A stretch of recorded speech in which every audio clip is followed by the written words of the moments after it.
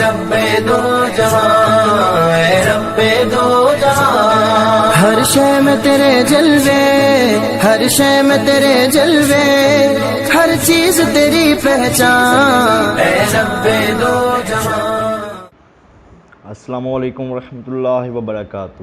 دوستو، آپ سب کو ہمارے یوٹیوب چینل کنز ایمان اسکول ٹی وی میں خوش آمدید۔ سب سے پہلے آپ اپنی کلاس 5 کی اردو کی بک نکال لیں اور ہمارے پیشے، آج ہم پڑھیں گے ہمارے پیشے۔ تدریسی مقاصد: طلباء کو مختلف پیشوں کے بارے میں معلومات دینا، معاشرے میں مردوں کے ساتھ ساتھ خواتین کی خدمات کو بھی اجاگر کرنا، محنت، لگن، خلوص اور دیانتداری کی ترغیب دینا۔ اب میں اسے پڑھوں گا، آپ اسے غور سے سنیں اور سمجھیں اس سبق کو۔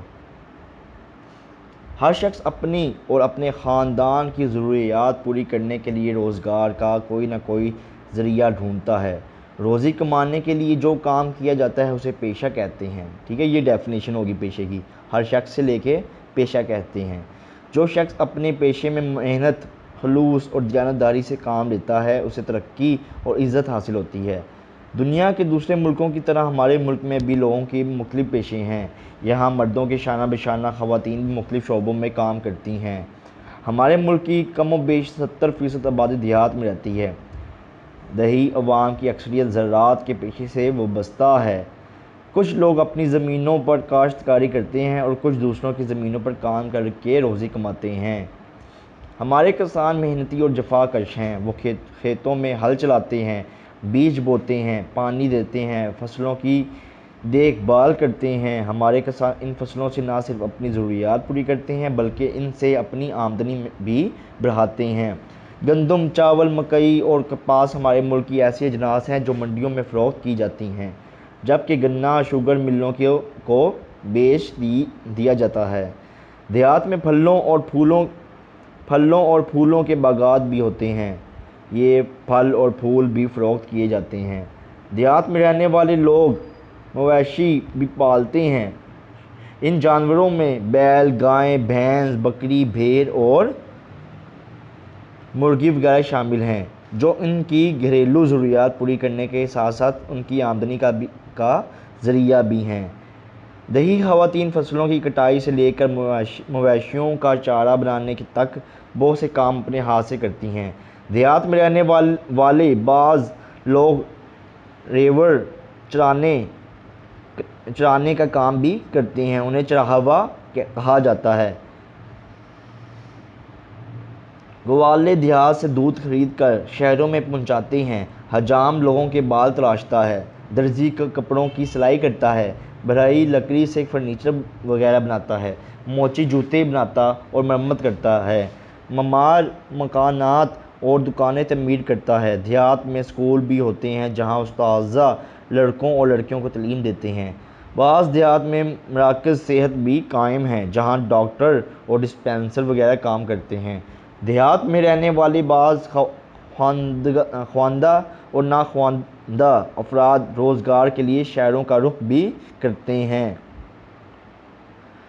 شہروں میں بھی درزی، حجام، موچی، کمہار، ترخان اور گوالے وغیرہ ہوتے ہیں۔ شہروں میں بھی دیگر ہنرمند بھی ہوتے ہیں، ان میں سونار، شیشہ ساز، پلمبر، گھڑی ساز، حلوائی اور رنگ ساز وغیرہ کے ساتھ ساتھ کمپیوٹر، موٹر گاڑیوں اور بجلی یا گیس سے چلنے والی اشیاء کے کاریگر شامل ہیں۔ بسوں اور ویگنوں میں ڈرائیور اور کنڈکٹر کام کرتے ہیں۔ غیر ہنرمند افراد کارخانوں، فیکٹریوں اور دکانوں میں سامان اور بوجھ اٹھانے کا کام کرتے ہیں، جنہیں مزدور کہا جاتا ہے۔ شہروں کے تعلیم یافتہ افراد، مرد و خواتین، عام طور پر سرکاری اور غیر سرکاری دفاتر یا اداروں میں کام کرتے ہیں اور اپنی خدمات کے عوض تنخواہ وصول کرتے ہیں۔ ان میں انتظامی افسران، انجینئر، ڈاکٹر، اساتذہ، بینک ملازمین، وکلاء، نرسیں اور کلرک وغیرہ شامل ہیں۔ ہمارے نوجوان پولیس اور فوج میں بھی ملازمت اختیار کرتے ہیں۔ ہمارے ملک میں تجارت کا پیشہ بھی مقبول ہے۔ چھوٹی دکانیں دیہات میں بھی ہوتی ہیں، لیکن شہروں میں بڑی بڑی مارکیٹیں اور بازار مختلف اشیاء سے بھرے ہوئے ہوتے ہیں۔ ہر پیشہ اپنی جگہ اہم ہے۔ حقیقت یہ ہے کہ مختلف پیشے اختیار کرنے والے ایک دوسرے کی ضروریات پوری کرنے کا باعث بنتے ہیں۔ باعث بنتے ہیں۔ سرکار دو عالم صلی اللہ علیہ وآلہ وسلم کا ارشاد پاک ہے کہ اللہ تعالیٰ محنت کرنے والوں کو اپنا دوست رکھتا ہے، گویا جو شخص محنت کو اپنا شعار بناتا ہے اور جائز ذریعے سے روزی کماتا ہے وہ دنیا اور آخرت دونوں میں سرخرو ہوتا ہے۔ اب ہم آتے ہیں مشق کی طرف۔ یہ سوال ہے، پیشہ کسے کہتے ہیں؟ الف کیا ہے؟ پیشہ کسے کہتے ہیں؟ اس کا جواب میں نے سب سے پہلے جب فرسٹ پیراگراف میں آپ کو بتایا ہے۔ پھر بے، پاکستان کی زیادہ تر آبادی کہاں رہتی ہے؟ پاکستان کی زیادہ تر آبادی دیہات میں رہتی ہے۔ جیم، ہماری زرعی اجناس کون کون سی ہیں؟ اس میں آپ نے چاول، کپاس، مکئی، گنا وغیرہ جو اوپر لکھی ہوئی ہیں ہمیں پڑھ کے آ چکے ہیں، وہ آپ نے یہاں اسے اپنے اسکول کے آفس میں لکھنا ہے۔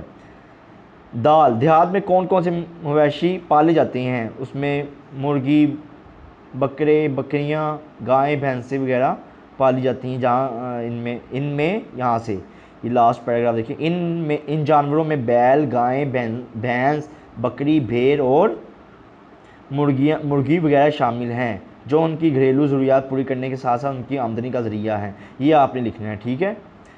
اب آ جاتے ہیں ہے میں، لوگ ہنر کیوں سیکھتے ہیں؟ لوگ ہنر اپنی روزی کمانے کے لیے سیکھتے ہیں، ٹھیک ہے نا۔ سوال نمبر 2، ہر درست جواب پر ٹک کا نشان لگائیے۔ الف، دیہی عوام کی اکثریت کا پیشہ ڈیش ہے، اس کا جواب ہے جو نمبر 2 زراعت، جواب نمبر 2 زراعت۔ بے، کھیتوں میں ڈیش کام کرتا ہے، کون کام کرتا ہے کھیتوں میں؟ ظاہری بات ہے کسان کام کرتا ہے، یہ جواب جو نمبر 3 ہے یہ جواب ہے اس کا، کسان۔ جیم، ریوڑ چرانے والے کو ڈیش کہتے ہیں؟ ریوڑ چرانے والے کو چرہاوا کہتے ہیں، چرواہا کہتے ہیں، ٹھیک ہے۔ ریوڑ چرانے والے کو چرواہا کہتے ہیں، ٹھیک ہے۔ یہ جو نمبر 4 ہے اس کا آنسر ہے۔ دال، ڈیش دفاتر اور اداروں میں کام کرتے ہیں؟ تعلیم یافتہ افراد، اس کا جواب کیا ہے؟ الف، جو نمبر 1 اس کا آنسر ہے، تعلیم یافتہ افراد۔ ہے، کپڑوں کی سلائی کرتا ہے کون؟ درزی، اس کا جواب ہے جو نمبر 3 درزی۔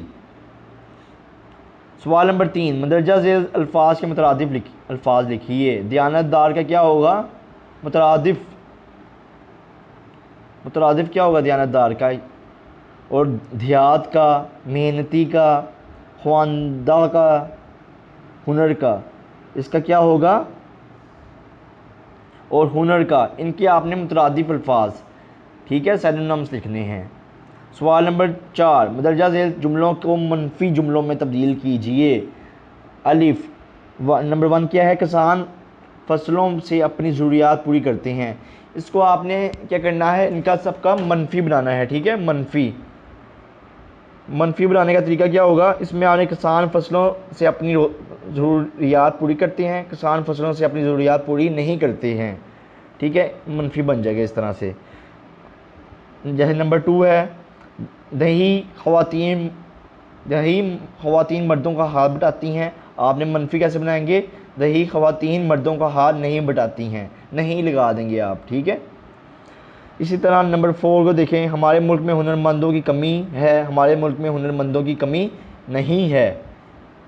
اور اسی طرح لاسٹ 5 جو ہے، بازار مختلف اشیاء سے بڑے ہوئے ہیں، بازار مختلف اشیاء سے بڑے ہوئے نہیں ہیں، جب آپ نہیں لگا دیں گے یہ آپ کا منفی جملہ بن جائے گا۔ اور اس کی آپ نے مترادف یعنی سینونیمز، جیسے دیہات ہے، دیہات کو آپ گاؤں بھی کہتے ہیں، ٹھیک ہے، اسی طرح سے آپ نے ان کے مترادف الفاظ لکھنے ہیں۔ تو امید ہے آج کا لیکچر آپ کو سمجھ میں آیا ہوگا۔ اس ویڈیو کو 2 سے 3 بار ضرور دیکھیں، اچھی طرح سمجھیں، پڑھیں، اور اب کے لیے ہمیں اجازت دیں۔ اللہ حافظ۔ اے رب دو جہاں، اے رب دو جہاں، ہر شے میں تیرے جلوے، ہر شے میں تیرے جلوے، ہر چیز تیری پہچان، اے رب دو جہاں۔